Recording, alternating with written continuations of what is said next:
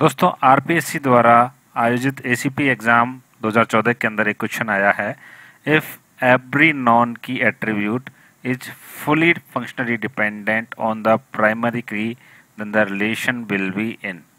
अगर कोई non key attribute है यानी कि कोई ऐसा एट्रीब्यूट जो की नहीं है और वो फुली फंक्शनली डिपेंडेंट है प्राइमरी की के ऊपर, तो वो रिलेशन किस तरह का रिलेशन होगा? क्या वो फर्स्ट नॉर्मल फॉर्म में होगा या सेकंड नॉर्मल फॉर्म में, थर्ड नॉर्मल फॉर्म में या फोर्थ नॉर्मल फॉर्म में?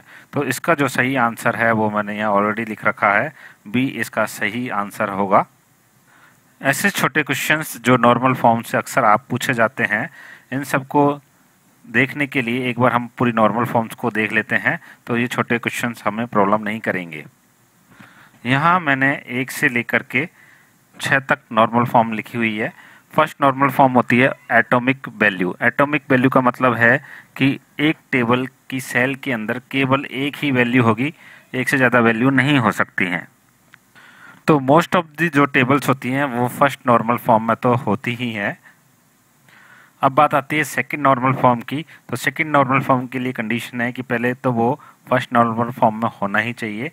उसके बाद अगर उसके अंदर कोई पार्शियली डिपेंडेंसी है तो हम उसको हटा देंगे। इसका मतलब वहाँ जो टेबल बनेगी सेकंड नॉर्मलाइजेशन के बाद वो फुली फंक्शनली डिपेंडेंट बनेगी। कहने का मतलब है कि अगर कोई दो एट्रीब्यूट मिलकर के एक की बनाते हैं, जिसको हम कंपोजिट की भी बोलते हैं, और कोई नॉन की एट्रीब्यूट है यानी कि ऐसा एट्रीब्यूट जो की नहीं है, वो उन दोनों के ऊपर डिपेंडेंट होना चाहिए। ऐसा नहीं होना चाहिए कि आधे पार्ट पर डिपेंडेंट हो और आधे पर नहीं हो। पार्शियली डिपेंडेंसी नहीं होनी चाहिए। अगर कोई की दो एट्रीब्यूट को मिलाकर बन रही है तो उन दो के ऊपर ही आपके नॉन की एट्रीब्यूट निर्भर होने चाहिए, यानी कि पार्शियल डिपेंडेंसी नहीं होनी चाहिए। ये सेकंड एनएफ के अंदर कंडीशन है।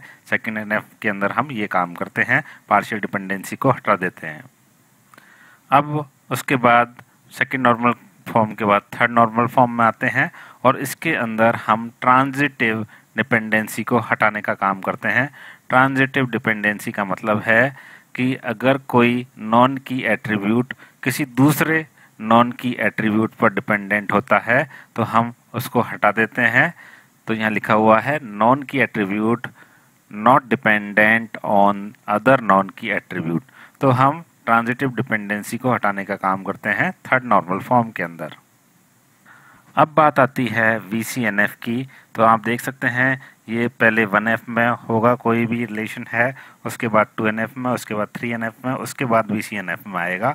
तो अगर कोई रिलेशन VCNF में है तो उसको 1, 2, 3 की कंडीशन भी पूरी फुलफिल करनी होगी, तभी वो VCNF में आ सकता है।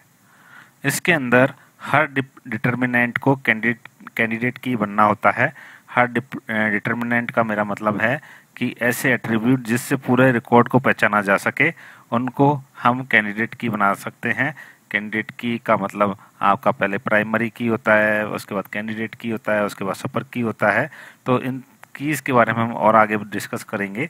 तो अगर ऐसा कोई कॉलम है जो पूरे रिकॉर्ड को, पूरी रो को पहचान सकता है, अगर आपको वो वैल्यू पता हो तो आप पूरी रो के अंदर उसको ढूंढ करके पूरा रिकॉर्ड पता कर सकते हैं। तो ऐसे डिटर्मिनेंट को प्राइमरी की हमें बनाना होता है, कैंडिडेट की बनाना होता है VCNF के अंदर। अब बात आती है fourth normal form. Fourth normal form में आने के लिए सबसे पहले यहाँ से और यहाँ तक की कंडीशन पूरी होनी चाहिए। तो फोर्थ नॉर्मल फॉर्म के अंदर हम मल्टी वैल्यू डिपेंडेंसी को भी हटा देते हैं। मल्टीपल वैल्यू डिपेंडेंसी का मतलब है कि कोई एट्रीब्यूट हमने अगर उसको की बना रखा है तो हर रो के अंदर उस एट्रीब्यूट की वैल्यू यूनिक होनी चाहिए, जिससे कि हम पूरे रिकॉर्ड को पहचान सकें। अगर हम एक से ज़्यादा की एट्रीब्यूट्स बनाते हैं तो उन सब के अंदर वैल्यू यूनिक ही होनी चाहिए। मिला करके यूनिक वैल्यू होगी तो हम पूरे रिकॉर्ड को फैच कर सकते हैं, फाइंड कर सकते हैं। इसके बाद आती है फिफ्थ नॉर्मल फॉर्म। वही फर्स्ट से लेकर के आपकी फोर्थ नॉर्मल फॉर्म की कंडीशन फुलफिल होनी चाहिए। और फिफ्थ नॉर्मल फॉर्म के अंदर अगर हम टेबल का डिकम्पोजिशन करें, टेबल को दो या दो से ज़्यादा टेबल्स में डिवाइड करें, तो कोई भी डेटा का लॉस नहीं होना चाहिए, नो लॉस ऑन डिकम्पोजिशन। ये फिफ्थ नॉर्मल फॉर्म के अंदर हम ध्यान रखते हैं। और लास्ट में है sixth normal form. Sixth normal form के अंदर कोई टाइम के ऊपर आधारित कोई डेटा है कि इस तारीख से लेके इस तारीख तक हमें इनकम इतनी हुई, इस तारीख से लेकर के इस तारीख तक हमें इनकम इतनी हुई, इस तरह का अगर कोई डेटा है तो हम सिक्स्थ नॉर्मल फॉर्म के द्वारा उसको टाइम बेस्ड फॉर्मेट में अरेंज करते हैं। तो ये आपकी 6 नॉर्मल फॉर्म है, आप इनको याद रख सकते हैं। फर्स्ट में ऑटोमिक वैल्यू, सेकंड में नो पार्शियल डिपेंडेंसी, थर्ड में नो ट्रांजिटिव डिपेंडेंसी, VCNF के अंदर determinant must be candidate key, fourth NF के अंदर no value multi value dependency, और फिफ्थ नॉर्मल फॉर्म के अंदर नो लॉस ऑन डिकम्पोजिशन, और सिक्स नॉर्मल फॉर्म के अंदर टाइम बेस्ड डेटा रिप्रेजेंटेशन। तो ये आपकी सिक्स्थ नॉर्मल फॉर्म हो चुकी है। आई होप आपको वीडियो अच्छा लगा होगा, और इसको शॉर्ट में हम दूसरी वीडियो में डिस्कस करेंगे और डिटेल में भी हम इसको पढ़ेंगे। तो अगर आप इन चीज़ों को याद रख लेते हैं तो ऐसे छोटे क्वेश्चंस को सॉल्व करना काफ़ी आसान रहेगा, हम डायरेक्ट आंसर फाइंड कर सकते हैं। अब एक बार दोबारा क्वेश्चन पढ़ते हैं, देखते हैं हमने क्या सीखा, तो हम इसका रिजल्ट निकाल पा रहे हैं या नहीं निकाल पा रहे। If every non key attribute is fully dependent on primary key then the relation will be. तो मैंने आपको बताया सेकंड नॉर्मल फॉर्म के अंदर no partial dependency, full functional dependency होनी चाहिए प्राइमरी की के ऊपर, तो हमारा जो आंसर है वो बी होगा।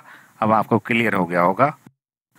इसी तरह इसी एग्जाम में एक क्वेश्चन और पूछा गया है, table derived from ER diagram. ER diagram से जो भी टेबलें बनती हैं वो फर्स्ट नॉर्मल फॉर्म में हमेशा होती ही हैं। फर्स्ट नॉर्मल फॉर्म में मतलब हर सेल के अंदर ऑटोमिक वैल्यू होती है, ऐसा नहीं है कि एक ही सेल के अंदर दो वैल्यू को हम घुसा दें, हर सेल के अंदर एक अपनी ऑटोमिक वैल्यू होती है। तो 14 क्वेश्चन का आंसर भी हम कर सकते हैं इजीली। तो इस वीडियो में हमने 2 क्वेश्चन कवर किए, साथ में नॉर्मल फॉर्म के बारे में जाना।